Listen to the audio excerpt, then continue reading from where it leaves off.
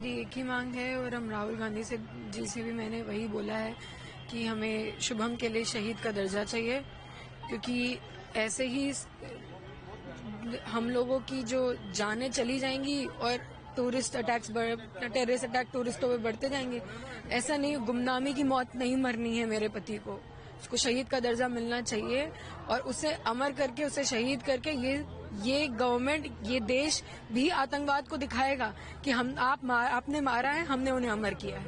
तो शायद उनकी अगली हिम्मत ना हो कि आपके देश के बच्चों को, आपके देश के लोगों को खत्म करें। वो बात करेंगे, उन्होंने कहा है कि वो आगे अपने हमारी बात लेके जाएंगे।